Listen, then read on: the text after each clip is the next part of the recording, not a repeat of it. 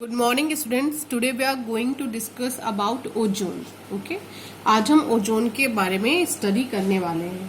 Clear? तो ये तो आपको पता ही होगा कि ओजोन एक्चुअली क्या है। तो ओजोन क्या होता है? एलोट्रॉप होता है। किसका? ऑक्सीजन का। ये तो आपने प्रीवियस क्लासेस में ही स्टडी किया था कि ऑक्सीजन के दो एलोट्रॉप होते हैं, एक डाई ऑक्सीजन, दूसरा ट्राई ऑक्सीजन। और ट्राई ऑक्सीजन ही हमारा क्या कहलाता है? ओजोन कहलाता है।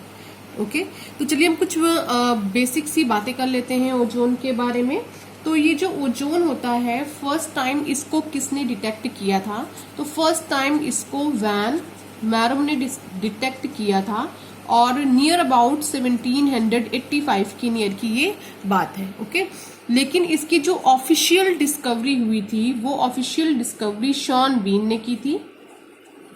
ठीक है, शॉन बीन ने 1840 में डिस्कवर किया था ओजोन को। लेकिन सबसे इंपॉर्टेंट डिस्कवरी करी थी सोरेट में, 1866 की ये बात है। सोरेट ने ही बताया था कि जो ओजोन होता है वो ऑक्सीजन का एलोट्रोप होता है। ठीक है, फर्स्ट पॉइंट इन्होंने बताया। सेकेंड पॉइंट इन्होंने ये बताया कि ओजोन का मॉलिक्यूलर फॉर्मूला O3 होता है। और थर्ड इंपॉर्टेंट पॉइंट इन्होंने बताया कि जो ओजोन होता है ये गैस स्टेट में प्रेजेंट होता है। क्लियर? ये तीनों पॉइंट सोरेट ने बताया और सबसे इंपॉर्टेंट डिस्कवरी सोरेट ने ही करी है ओजोन से related. Clear? Now come to the point, method of preparation of ozone. Okay, preparation of ozone. तो हम ओजोन की जो प्रिपेयर करते हैं वो किससे प्रिपेयर करते हैं? ऑक्सीजन से। ये ऑक्सीजन हमारी क्या होती है? प्योर होती है और ड्राई होती है। और इसमें हम क्या करते हैं? साइलेंट इलेक्ट्रिक डिस्चार्ज प्रोवाइड करते हैं। लिख दे रही हूं, साइलेंट इलेक्ट्रिक डिस्चार्ज। तो ये ऑक्सीजन कन्वर्ट हो जाती है ओजोन में। और ये जो रिएक्शन है, ये रिएक्शन हमारी क्या होती है? रिवर्सिबल रिएक्शन होती है। ठीक है, ozone is prepare by passing silent electric discharge in pure and dry और डाई ऑक्सीजन। ओके, तो ये जो पूरी प्रोसेस है, इस प्रोसेस को जिस ऑपरेटर्स में हम कंडक्ट कराते हैं उस ऑपरेटर्स को हम ओजोनाइजर बोलते हैं। ओके, तो यहां पर जो मेन दो टाइप के ओजोनाइजर हैं हम उसे पढ़ेंगे। तो एक हमारा होता है Siemens ozoniser, Siemens ozoniser. Second है ब्रोडी ओजोनाइजर,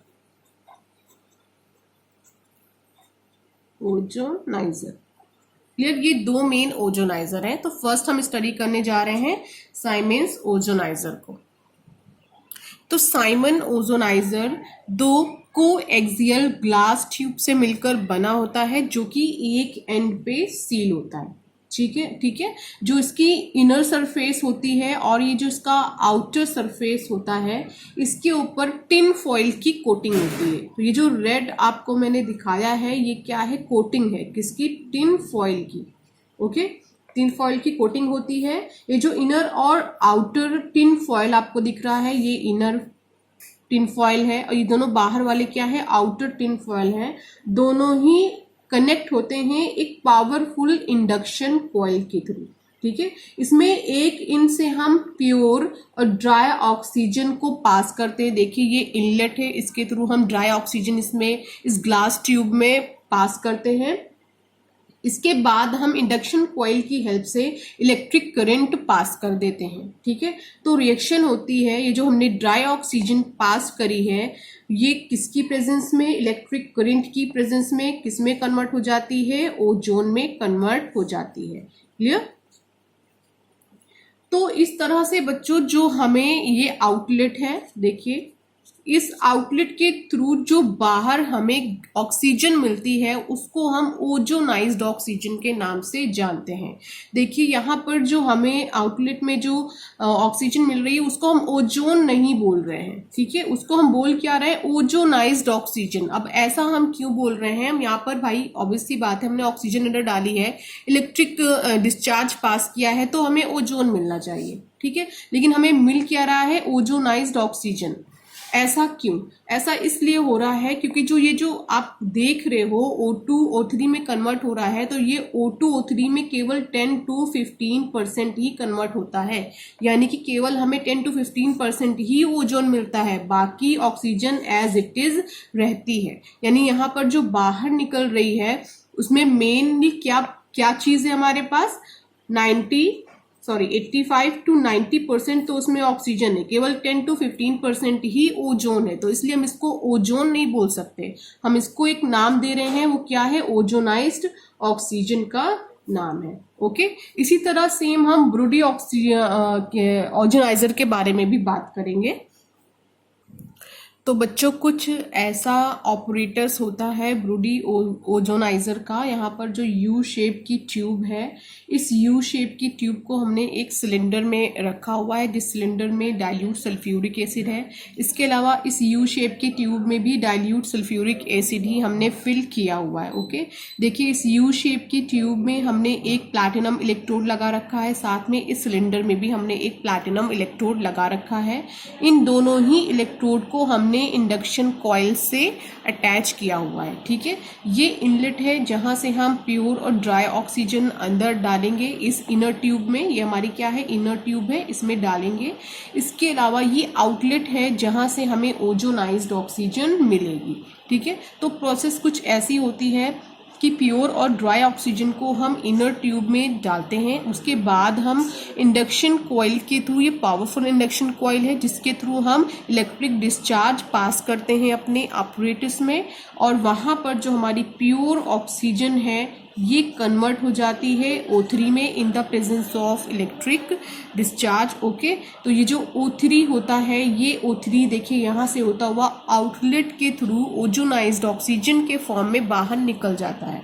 अब ओजोनाइज्ड ऑक्सीजन में 10 to 15% O3 प्रेजेंट होता है, बाकी जो होती है वो हमारी ऑक्सीजन होती है। ओके, इसको बैलेंस कर देते हैं, देखिए रिएक्शन हमारी क्या हो गई है, बैलेंस हो गई है। तो ये दो ओजोनाइजर का यूज हम लोग करते हैं मेनली ओजोन को बनाने के लिए। ओके, अब हम आते हैं, बात करते हैं प्रॉपर्टीज ऑफ ओजोन, जिसमें हम सबसे पहले फिजिकल प्रॉपर्टीज की बातें करेंगे। फिजिकल प्रॉपर्टी, तो फर्स्ट वन इज, तो अगर हम गैसियस स्टेट की बात करें, ओजोन जब गैसियस स्टेट में होता है तो इसकी अपनी एक कैरेक्टरिस्टिक ऑर्डर होती है, लेकिन कलर यहाँ पे कैसा होता है, blue colour, pale blue colour होता है। ओके, और जब आप इसको स्मॉल अमाउंट में इनहेल करते हो, सांस में लेते हो, तो केवल आपको हेडेक या नोजिया की प्रॉब्लम हो सकती है, लेकिन अगर लार्ज क्वांटिटी में आप इसे इनहेल कर रहे हो तो ये कैसी गैस है, पॉइजनस गैस है। ओके, सेकेंड फिजिकल प्रॉपर्टी की हम बात करते हैं, जब ये लिक्विड फॉर्म में होती है, यानी जब आप इसे कंडेंस करोगे तो ये लिक्विफाई हो जाएगी, और लिक्विफाई फॉर्म में इसका जो कलर होता है वो डीप ब्लू कलर होता है। ओके, और जब आप इसे सॉलिड कर दोगे, थर्ड पॉइंट, सॉलिड फॉर्म में इसका कलर वॉयलेट ब्लैक होता है, ठीक है, वॉयलेट ब्लैक होता है, क्लियर। तो फोर्थ पॉइंट है हमारा, ये क्या, कैसी गैस है, एयर से हैवी गैस है, ठीक है, it is heavier than air. Okay, fifth point है, it is slightly soluble in water, ये वाटर में बहुत कम सॉल्युबल होती है, लेकिन अगर आप इसे turpentine oil, glacial acetic acid, carbon tetrachloride में डिसॉल्व करेंगे तो ये बहुत इजीली उसमें सॉल्युबल होती है। ओके, अब हम आते हैं, तो फिफ्थ पॉइंट हमारा सॉल्युबिलिटी से रिलेटेड था। Now come to the chemical properties. Chemical properties की बात करते हैं तो केमिकल प्रॉपर्टीज में सबसे फर्स्ट पॉइंट हम पढ़ेंगे वो होगा डीकॉम्पोजिशन। ओके, कैसे ये डिकम्पोज होती है। तो देखिए मैंने लगातार ये क्या लगाया हुआ है, रिवर्सिबिलिटी का साइन लगा रखा है। तो आप अपना माइंड खुद ही लगा सकते हो कि जब आप ओजोन को थर्मल डिकम्पोज करोगे यानी 573 केल्विन के नियर अबाउट आप इसको टेम्परेचर प्रोवाइड करोगे तो ये किस में कन्वर्ट हो जाएगी, ऑक्सीजन में कन्वर्ट हो जाएगी। ठीक है, और इसी वजह से देखिए ये मैंने क्या रिवर्सिबिलिटी का साइन लगा रखा है। ओजोन से आप ऑक्सीजन बना सकते हो और ऑक्सीजन को वापस आप ओजोन में कन्वर्ट कर सकते हो। नेक्स्ट पॉइंट पे आते हैं, ऑक्सीडाइजिंग प्रॉपर्टी। ओके, सबसे इंपॉर्टेंट प्रॉपर्टी है ऑक्सीडाइजिंग प्रॉपर्टी।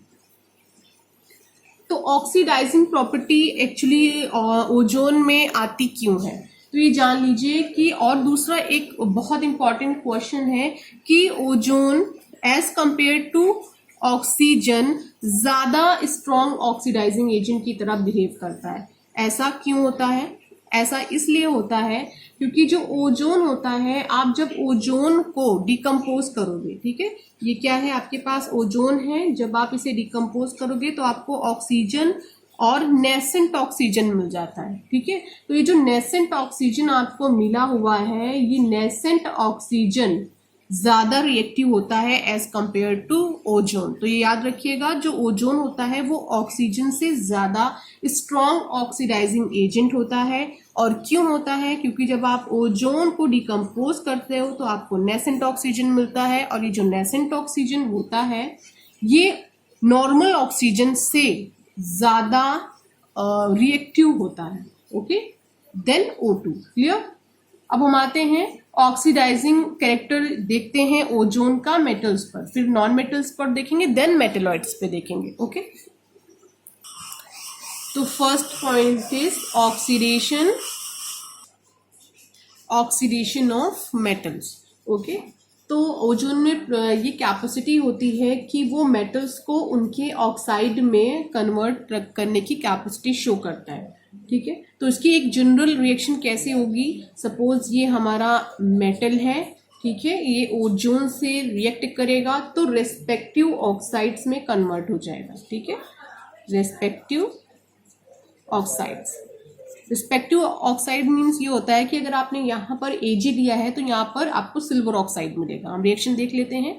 सपोज कि यहाँ पर हमारे पास Ag है, Ag की रिएक्शन हमने ओजोन से की है तो हमें क्या मिलेगा, Ag2O, और साथ में क्या रिलीज हो जाएगा, ऑक्सीजन रिलीज हो जाएगा। हम रिएक्शन को क्या कर लेते हैं, बैलेंस कर लेते हैं, रिएक्शन हमारी बैलेंस है। ओके, इसके अलावा ये सेम रिएक्शन मरकरी के साथ भी होता है। तो यहाँ पर ले सकते हैं HgO3 gives out Hg2O plus O2, और ये रिएक्शन क्या कर लेते हैं, हम बैलेंस कर लेते हैं। ठीक है, तो मैं ये हम कह सकते हैं कि ऑक्सीडाइजिंग प्रॉपर्टी